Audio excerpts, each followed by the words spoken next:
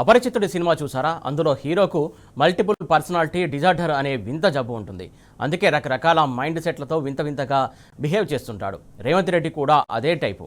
మనోడిది ఒక రకమైన typical mentality, psychoism. ఎప్పుడేం మాట్లాడతాడో తెలియదు, దేనినైనా అవగాహన ఉండదు, ఎవరిపైనైనా చెప్పినా వినడు. తలతిక్క నిర్ణయాలన్నీ తీసుకొని బఫూన్ అవడం రేవంత్కు అలవాటే. ఆ మధ్య డ్రంక్ అండ్ డ్రైవ్ల విషయంలో, ఇప్పుడు ట్రాఫిక్ చలన్ల విషయంలో రేవంత్ రెడ్డి రకరకాల మాటలు చెప్పి మరోసారి అందరి ముందు ఇజ్జత్ తీసుకున్నాడు. ఇక రేవంత్ తుగ్లక్ నిర్ణయాలపై బీఆర్ఎస్ స్ట్రాంగ్ కౌంటర్ ఇచ్చింది. రేవంత్ మైండ్లెస్ నిర్ణయాలను చెడుగుడు ఆడుకుంటున్నారు బీఆర్ఎస్ నేతలు. తెలుసో తెలియక తాగితే నోట్లో పుల్ల పెట్టి ఊదిచ్చి వాని బండి గుంజుకొని వాని పోలీస్ స్టేషన్ లో పెట్టి వాని ఈపులు వలగొట్టి వాని దగ్గర 5,000 వసూలు చేస్తున్న సన్నాసి చట్టం నీకోటి, పేదోళ్ళకి ఇంకొక చట్టమా అని నేను అడుగుతున్నా. లేదా డ్రంక్ అండ్ డ్రైవ్ లో బండ్లు నడిపే వాళ్ళని నియంత్రించాల్సిన బాధ్యత పోలీసుల మీద ఉన్నది.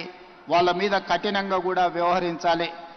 బ్యాంక్ అకౌంట్ ను అటాచ్ చేయండి. ఏ బండి అయితే స్పీడింగ్ చేస్తుందో, ఏ బండి అయితే సిగ్నల్ జంప్ చేస్తుందో, ఏ బండికి అయితే చలాన పడుతుందో ఆటోమేటిక్ గా ఆ యజమాని అకౌంట్ లో నుంచి నగదులు బదిలీ అయ్యే విధంగా మీరు ఈరోజు టెక్నాలజీని వాడుకోండి. ఎవడిచ్చాడండి అధికారం నీకు? నాకు చెప్పు ముఖ్యమంత్రి గారు. దేశానికి రాజువా నువ్వేమన్నా? క్రౌన్లెస్ కింగ్వా ఏంది? భారత రాజ్యాంగం ఏం లేదా? ఇష్టం వచ్చినట్టు మంది బ్యాంకులను మొత్తం లోబర్ చేసుకొని డబ్బులు వసూలు చేస్తావు. వీలవుతుందా? ప్రజెంట్ లాస్ అలౌ చేస్తాయా? నీకు సెన్సేషనలిజం అయిపోయింది. పేపర్ల వార్తలు వచ్చినాయి.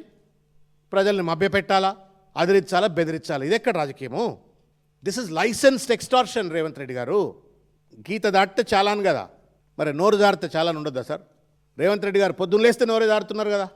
కేసీఆర్ గారిని అయినా, హరీష్ రావు గారిపైన, కేటీఆర్ గారిపైన, బీఆర్ఎస్ పార్టీ కార్యకర్తలపైన, నాయకులపైన నోరు జారుతున్నారు. నోరు జారితే ఏం చాలానే వేయాలా? దానికేం ఆటో డెబిట్ చేయాలా? నీ అకౌంట్ డీటెయిల్స్ కూడా ఈ ప్రజలకు తిట్టిన ప్రతిసారి మేము కూడా డెబిట్ చేసుకుంటాం. నువ్వు అడ్డందిడ్డంగా మాట్లాడిన ప్రతిసారి మేము కూడా డెబిట్ చేసుకుంటాం సార్.